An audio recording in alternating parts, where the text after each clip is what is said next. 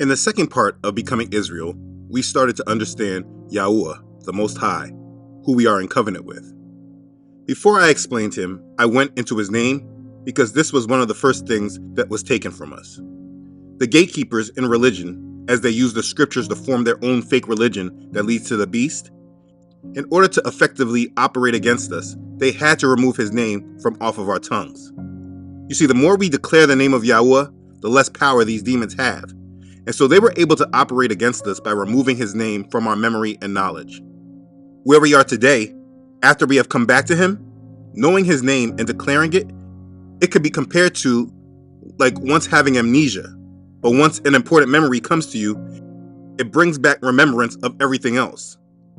For us, Israel, knowing and declaring his name can often be that catalyst that brings you back to him. It brings you power in this world. It brings you back into understanding his importance. And it brings you into more of a connected relationship with him. He has a name and wants us to declare it and proclaim it.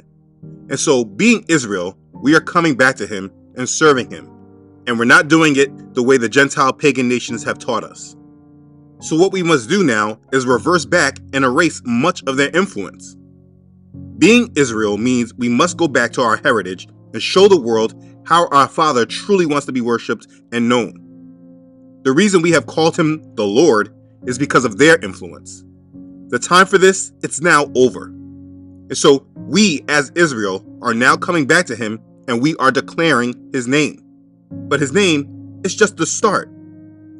The reason for this series is to bring us back to our heritage. It was stripped from us and then repackaged and retaught. What we must do is reclaim it and live in the truth of it. We must be what our Father desires us to be. When we realize who we are, it is a transition because we have to literally reintroduce ourselves back to our Father because the way he was taught to us in the beginning, it was tainted. In Christianity, as a majority, we have learned about him falsely and don't truly understand him. In Christianity, everyone wants to claim their salvation through Yahusha while they don't actually have a mindset of what we are supposed to be. Our Father grants us salvation through Yahusha, absolutely. But this wonderful gift is not given without conditions. We must do the will of our Father. And unfortunately, most people do not even know what the will of our Father is. So before I get into serving him, I need to make this abundantly clear. If you are Israel, you must do the will of our Father. So the question is, what is the will of our Father? It's found in two scriptures in the Torah. First one, you shall love Yahweh your Elohim with all your heart, with all your soul, and with all your strength. That's Deuteronomy chapter 6, verse 5. Next one, you shall not take vengeance, nor bear any grudge against the children of your people, but you shall love your neighbor as yourself. I am Yahweh. That's Leviticus chapter 19, verse 18. Yahusha, he actually summarized it. This is the will of our Father. He said, you shall love Yahweh your Elohim with all your heart, with all your soul, and with all your mind. This is the first and great commandment. And the second is like it. You shall love your neighbor as yourself. On these two commandments hang all the law and the prophets. Matthew chapter 22, verses 37 through 40. So again, this is our Father's will. And being Israel means that you are making this your priority. This is what you must do. If you're going to be his and claim to be Israel, you must do his will. And so the whole purpose of your life from this point forward, knowing that you are Israel, it must be this. You must love Yahweh your Elohim with all your heart, with all your soul, and with all your mind. And you must love your neighbor as yourself. This must be your focus, and you must never forget this. If anyone ever asks you, what is the will of your Father? That's the answer. It must be off the tip of your tongue, and you must know it because this is what you're living through. Again, this must be your focus. And so what we must do is discuss how this is done because we were trained very wrong. We were not trained this. We were not trained to love our Father with all of our heart, mind, and soul. What we were taught was very simple. It was just that believe in Yahusha in order to be saved. But Yahusha said, not everyone who says to me, Adonai, Adonai, shall enter the kingdom of heaven, but he who does the will of my Father in heaven. Matthew chapter 7, verse 21. So how could we do his will if we didn't even know it? There's the problem. So what must happen now is that now that you know who you are and you accept that you are Israel, you must be Israel. All who love him must do his will, whether natural or wild branch. And if we're going to be ready for him, we must shift past the false teachings that we were indoctrinated by, and we must know how to serve our Father in truth as he has always desired. So we will continue to understand our Father Yahweh and how it is we must be as servants. We must do his will. Let's begin. Okay, so let's understand some things. In order to do his will, there are some things you need to understand. The first thing to understand is how Yahweh has communicated to his children that we are to follow him. When he showed himself to Israel, he did not say, "Yeah, hey, I'm here. Now do what you want." No, not at all. He presented himself to them and told them how he wanted them to know him and regard him. So what we're going to do is really make sure that this is understood. This is one of the main reasons why there is such a disconnect within the religion of Christianity. You see, they say they love him, but they actually don't know him because they're scared of and or they reject his Torah. So we're going to understand him. We must. As Israel, it is important to understand how we are to deal with Yahweh. You must remember and understand that his law given to our ancestors, it was not just a bunch of restrictions that he placed on them so he could just burden their life. You can never think like that. It's very unfortunate that this is how his law has been portrayed to the masses today. People, they speak so heavily against his Torah because it has been taught to them from a mindset of burdens or restrictions. But this is simply not true. His law was teaching them how he wanted them to be in this world, as people that are holy, set apart to him only. One reason why many people don't understand the problem with pagan holidays and other things that we should not take part in our worship of Yahweh is because they have never actually tried to understand his law according to what he actually desires for his people. This seems to be the biggest disconnect when I talk about what we should do and what we shouldn't do with people. Most people only know him from the New Testament. So when you talk about what he says from the Torah, they just don't know. While people say that they worship him, he is truly not understood. And so this teaching, it's fundamental. It's very important for all of us preparing for him. We must know him and we must understand him. Now, as I explain this, there may be many scriptures that go over this, but for time's sake, I will not use every one. This is not meant to be fully comprehensive, but to provide clarity and more understanding. Also, in raising your children, they should watch this. This is how you introduce them to our Father. The first thing to understand about Yahweh is that he is one. He is not many gods like the pagan nations worshipped. No, he is one, and it is him only that we serve. Hear, O Israel, Yahweh our Elohim, Yahweh is one. That's Deuteronomy chapter 6, verse 4. To you it was shown that you might know that Yahweh himself is Elohim. There is none other besides him. That's Deuteronomy chapter 4, verse 35. Now see that I, even I, am he, and there is no Elohim besides me. I kill and I make alive. I wound and I heal. Nor is there any who can deliver from my hand. Deuteronomy chapter 32, verse 39. You see, this is important to understand because he does not share worship. Yahweh is one. Now here's the thing.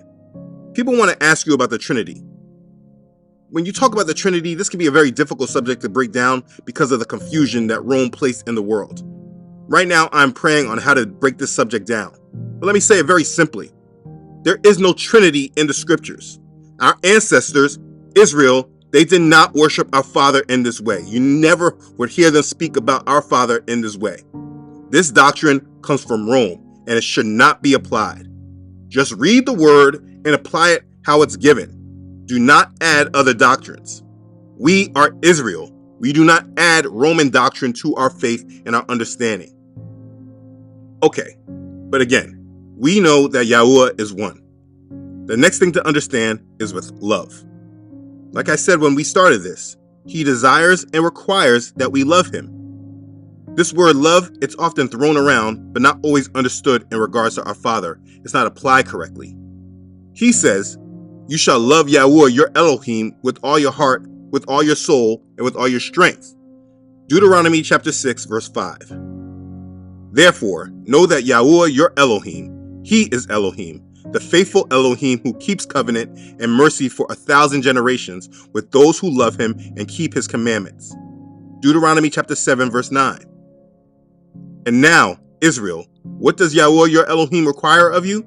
But to fear Yahweh your Elohim, to walk in all his ways, and to love him, to serve Yahweh your Elohim with all your heart and with all your soul. That's Deuteronomy chapter 10, verse 12. Do you see all this? Please understand this. As being Israel, when you know now that you're Israel, this is what is required of you. Reject all those other ways that you were taught. Your identity does not matter if you do not know this and you do not apply this. If you worship him and you say you love him, this is what he's looking for. Understand, he doesn't want that half love you might give your boyfriend or your girlfriend. He doesn't want that sometimey type of love that you only love him when things are going good for you. He wants you to love him with all your soul, your heart, and your strength. And if you do this, he will keep his covenant with those who do, and those who keep his commandments. He says it very clearly. He will keep his covenant for 1,000 generations with those who love him and keep his commandments. This is what he's looking for us to do when we say that we're coming back to him. This is our relationship with him. Do not ever forget this. I often hear people say that they were mad with Yah for whatever reason. Something bad happened in their life, or he didn't answer the prayer that they requested. Don't ever feel that you can rightly feel this way, and if you ever felt this way, repent from it. Most people have felt like this because they don't know him. You can be mad with him all you want. The only person you're hurting is yourself, because he's going to reject you. He does not want or accept that type of love. But make sure you understand this. How do you show him love? You don't just show him love by just saying, yeah, I love him. No, you show him love by obeying him, by keeping his commandments, by loving him with all your heart, soul, and strength. You must keep his commandments. You cannot say that you love him and reject his commandments. And that's a very big thing that we have not been taught. This needs to go back in your mind, and you need to apply it now. This is what is required of you, Israel. Now, as being Israel, our love of him, it comes with reverence. To revere is to feel deep respect or admiration for. It is to worship. He says, you shall fear Yahweh your Elohim, you shall serve him, and you shall cling to him, and swear by his name. Deuteronomy chapter 10, verse 20. Now, we already used some of the scriptures earlier when we spoke about love, so I'm not going to repeat them. The point is that we must love and revere Yahweh. The next thing you must know is that we must not profane, nor blaspheme, nor swear falsely by his name. In reference to profaning his name, he commands, you shall not profane my holy name, but I will be hallowed among the children of Israel. I am Yahweh who sanctifies you. That's Leviticus chapter 22, verse 32. Also he says, and you shall not let any of your descendants pass through the fire to Molech, nor shall you profane the name of your Elohim. I am Yahweh. Leviticus chapter 18, verse 21. In reference to blaspheming his name, he commands, then you shall speak to the children of Israel, saying, whoever curses his Elohim shall bear his sin, and whoever blasphemes the name of Yahweh shall surely be put to death. All the congregation shall certainly stone him, the stranger as well as him who is born in the land. When he blasphemes the name of Yahweh, he shall be put to death. Leviticus chapter 24, verses 15 and 16. Understand, Yahweh, he does not play with his name, which is why he sanctified it when he stripped us from our heritage, and he was being proclaimed by the Gentile nations. If you just go a few verses up from verses 15, verses 10 through 14 show what happened when someone blasphemed his name. It said, now the son of an Israelite woman, whose father was an Egyptian, went out amongst the children of Israel. And this Israelite woman's son and a man of Israel fought each other in the camp. And the Israelite woman's son blasphemed the name of Yahweh and cursed. And so they brought him to Moses. His mother's name was Shelomith, the daughter of Dibri, of the tribe of Dan. Then they put him in custody, that the mind of Yahweh might be shown to them.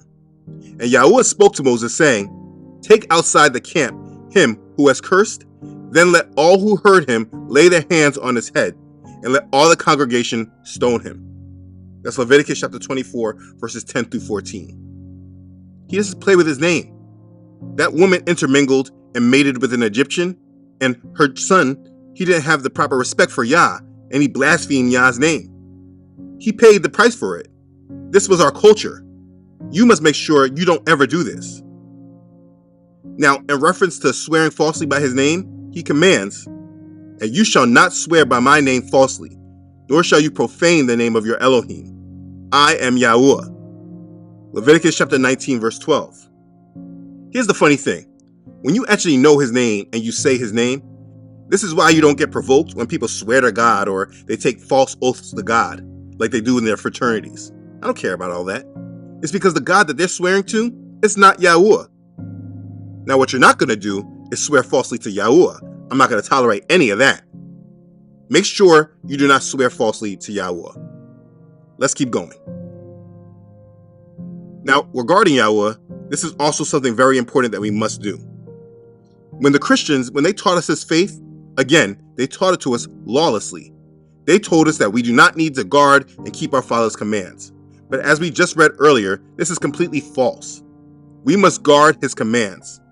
He tells us, "You shall diligently keep the commandments of Yahweh your Elohim, his testimonies and his statutes, which he has commanded you. And you shall do what is right and good in the sight of Yahweh, that it may be well with you, and that you may go in and possess the good land of which Yahweh swore to your fathers."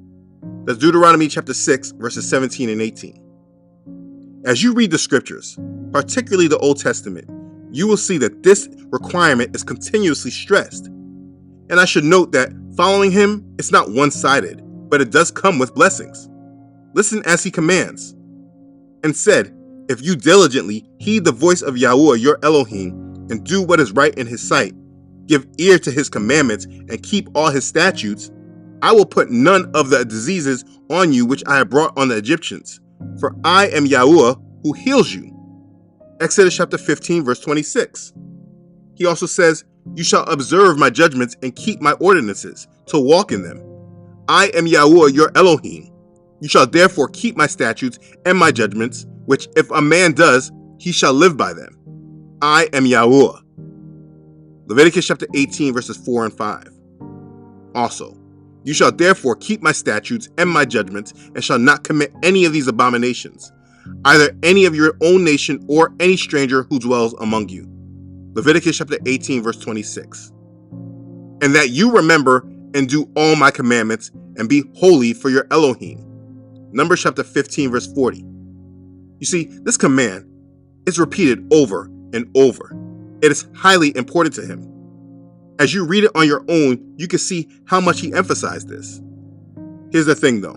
Christianity has replaced all this understanding and applied a false understanding from Paul in the book of Galatians, and from this, they have attached lawlessness to our faith. Now, there is a debate about the Gentiles, the wild branches, whether they need to keep the Torah. That's a debate. If you read most of Paul's letters, the debate was really about circumcision, but either way, that's the debate.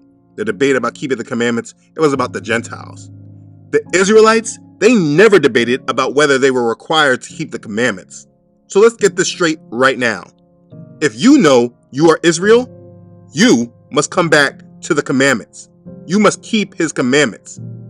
You were retaught this faith lawlessly by lawless Gentiles who did not understand the covenant, and they also wanted to keep you from being in power. Being Israel means that we must discard those falsehoods. It was never a debate whether Israel should keep the commandments, ever. So you must come back to them and learn them. You must learn the culture of your people. Now, in the new covenant, there are differences, like we don't need to do sin offerings and seek atonement with the Levitical priest. We are atoned through the blood of Yahusha. There are differences, and we will discuss the Torah separately, but being Israel, you must come to him with this understanding that you must keep the commandments. You must keep them and guard them. We are to follow and guard his commands. This is what he requires of those who love him. Don't say you love him and you say you can't keep his commandments. Now, while we also guard and keep his commands, we are also required to respect his word, to not add or take away from it. You shall not add to the word which I command you, nor take from it, that you may keep the commandments of Yahweh your Elohim, which I command you. Deuteronomy chapter 4, verse 2. Whatever I command you, be careful to observe it. You shall not add to it, nor take away from it. Deuteronomy chapter 12, verse 32. You see, this little piece of understanding, if we really had this, people would never try to play with Yah and add all these different traditions and their doctrines in. When you understand Yah, you do not play with him. Pagan holidays like Christmas, they don't come in because he did not command it. It's important to understand our relationship with him. We cannot just add practices to our worship or take things away that we don't necessarily care for. Those that do these things, they just don't truly understand him. The more we teach about him properly, the more people will better understand. The reason why people don't understand is because Israel has not been standing up. We are standing up now, and we will show the people. This faith in Christianity has taught us a very watered-down way of applying our faith. They take what they want to accept, and then they reject what they want to reject. In being Israel, this cannot be how we are. This is how the Gentiles who retaught us our faith, how they taught it to us.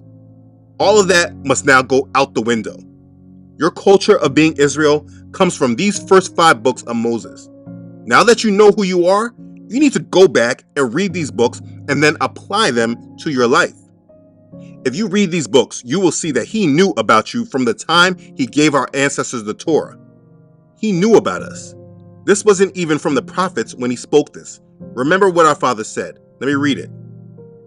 When you beget children and grandchildren and have grown old in the land and act corruptly and make a carved image in the form of anything and do evil in the sight of Yahweh your Elohim to provoke him to anger, I call heaven and earth to witness against you this day that you will soon utterly perish from the land which you cross over the Jordan to possess. You will not prolong your days in it, but will be utterly destroyed. And Yahweh will scatter you among the peoples, and you will be left few in number among the nations where Yahweh will drive you. And there you will serve gods, the work of men's hands, wood and stone, which neither see, nor hear, nor eat, nor smell. But from there you will seek Yahweh your Elohim, and you will find him if you seek him with all your heart and with all your soul. When you are in distress, and all these things come upon you in the latter days, will you turn to Yahweh your Elohim and obey his voice? For Yahweh your Elohim is a merciful El. He will not forsake you, nor destroy you, nor forget the covenant of your fathers, which he swore to them. That's Deuteronomy chapter 4, verses 25 through 31. Understand, let me show you here. He said that after he scattered us, we will come back and seek him again. He said, from there, you will seek Yahweh your Elohim, and you will find him if you seek him with all your heart and with all your soul. When you are in distress and all these things come upon you in the latter days, when you turn to Yahweh your Elohim and obey his voice, for Yahweh your Elohim is a merciful El. He was talking about us. He scattered us, we have been in distress, and now we're coming back and seeking him. He knew that we would be doing this. He was prophesying about us. Understand, he knows you. It's a beautiful thing. You must understand what that message is about. You see, we did things the way that the Gentile nations taught us. Just focus on Jesus while we ignore everything else. But that's not the covenant. It's not serving Yah, it's serving false gods. It's serving that false god that they have on this cross carved out of wood. I mean, just look at the lawlessness of carving his image when that is the complete rejection of our faith in Torah. He knew we would do all of this. But what he said was, when we are in distress, we would turn back to him and obey his voice. And this is what we're doing right now. We are coming back to him. We must love him and seek him with all of our heart and soul and mind and our strength. The problem that you will find is that many of you are indoctrinated into a faith that has taught you that these things don't matter. And you must understand that if you understand who you are as Israel, you must break free from all that nonsense and come back to his commands. That's where the power is. You will not find anyone in the scriptures that was chastised by him for following his commands. You won't find anyone. He wants us to guard and keep his commands. The reason we had no power in this world is because of the rejection of his commands. If you're saying that you're coming back to him, you have to come back to him by following his commands. You will find that soon as you come back to his commands, you will find the enemy popping up in strength. The enemy will tell you, oh, you're a Pharisee, or you're a Judaizer, or you're legalistic, or you're rejecting salvation, or you're making the gospel harder than it is. People will literally be mad at you for keeping the commands. You must understand that this is just evidence of the devil. Who wins by us not keeping Yah's commands? There is no problem with our Father's commands. It's the devil. He wants you to live in lawlessness, and he promotes it to you like you're doing something good by living lawlessly. You must not allow this indoctrination any longer. Rejection of his commands is what put us in the predicament that we have been in.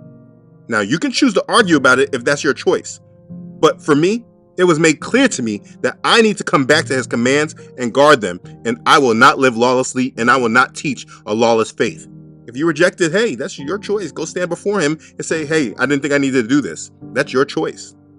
Now, understand, we do not keep his laws and commands for salvation. No, we do it because we love him. We trust him. Don't you believe his way is the best? I believe his way is the best. People that speak against keeping his commands, saying things like, can you keep the 600 plus laws?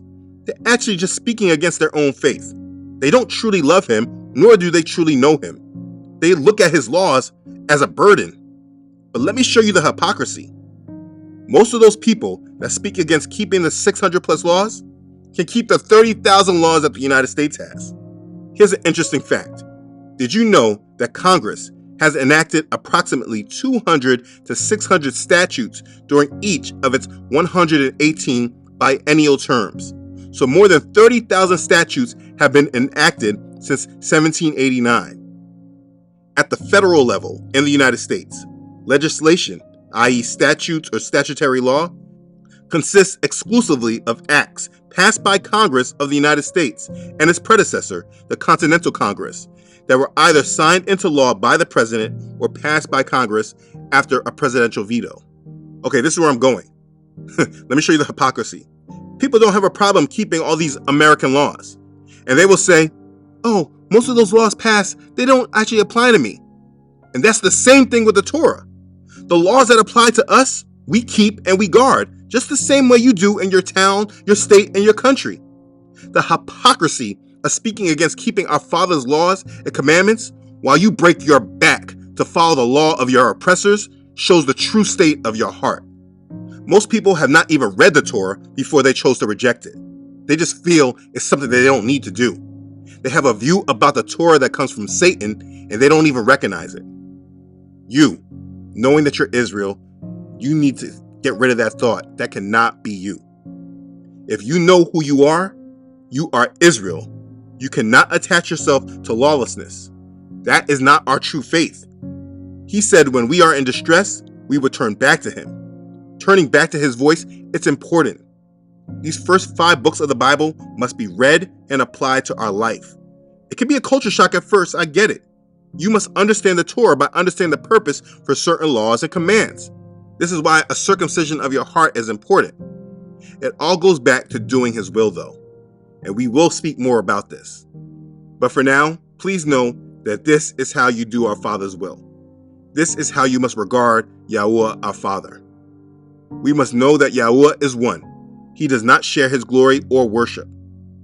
We must love and revere him with all our heart, soul, and strength. We must not profane, blaspheme, or falsely swear by his name. We must guard his commands. We must not add or take away anything from his word. Now, there is more, but I want to make this simple to understand. In our relationship with Yahweh, this is the beginning of it. This is the beginning of understanding him and his Torah and doing his will. If you want to understand him or teach your children about him, this is the beginning, foundational understanding. This is according to his Torah, and to me, this is beautiful. Yahweh, this is who I love, I honor, and worship, and it's such a wonderful honor to be able to present him to you. Now again, how do we know this about him? It must be understood that you would not understand him any other way than without knowing and reading his Torah, reading his law. This is where all this understanding comes from. So guess what? It makes so much sense why there are so many people out there that do not truly know him. They do not know him because they don't know his Torah and they disregard it. They avoid it. But it's very clear that if you read it, Apply it, you will know him and understand him. And that's why his Torah, it's amazing. Yahweh is the answer. And serving him completely, loving him completely, trusting him completely brings completeness and fulfillment in all areas of our lives. It's not a one-sided relationship either. By abiding in him, he blesses us, he covers us, he loves us. And if you come from a family that never knew how to show you love like I came from, if love was something that you lacked, but you needed, you came up in a single-parent household, especially without a father, Yahweh will fill in the gap that you always needed. I can't explain it, but it's real. He fills you up and lets you know that he will always be there for you if you just trust him. So for me, a long time ago, I committed myself that trusting him was exactly what I was going to do. Learning about him and keeping his commands was exactly what I was going to do. Enough of this wicked culture that I live in the United States through. Enough of it. Enough of all that Christian stuff that says reject the way he wants us to live. I reject all of it. And this ministry is just a part of that history of my relationship with him.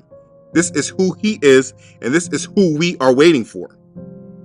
And here's the thing. The time is coming where he is going to be gathering us all back unto him, so that we can all worship and honor him collectively as he has commanded. So in knowing him according to his Torah, it's extremely important. You need to get to know him now rather than later. And listen, if these things are too much for you, then listen, he's just not for you. That's your choice, and I am not forcing him on you. I'm just here to tell you that Yahweh is the answer. And you also must understand that you cannot know Yahweh or come to Yahweh without coming to him through Yahusha. So you must understand the Messiah who he sent to us that redeems us and makes us acceptable to stand before our Father. We pray to Yahweh in the name of Yahusha. So you should know exactly who it is that you're praying to and who it is you say that you're serving. If you do not know these things are important to him, then you didn't know him. And right now, you should praise him and thank him for giving you more time in order for you to actually know these things now. There's no excuse now, though. We show him we love him by guarding and keeping his commandments. So don't ever be one who speaks against doing so. Hear, O Israel, Yahweh our Elohim. Yahweh is one. You shall love Yahweh, your Elohim, with all your heart, with all your soul, and with all your strength. From now on, make this your mission of life. Place this as your priority, and you will make it into his kingdom. In the next part, we need to discuss the problem with Christianity because it's just a huge elephant in the room that needs to be addressed. In the meantime, remember, being Israel means being a chosen, set-apart people, obedient to Yahweh, keeping his laws, statutes, and commandments, as he has always desired his children to do. If you are Israel, you are one who does the will of our Father. Walk in obedience and serve him with your whole heart, and be blessed. Hallelujah. Praise Yah. Okay, thanks again for watching. If this has blessed you, please don't forget to like this and share this video with others. If you have not done so already, please don't forget to subscribe to this channel.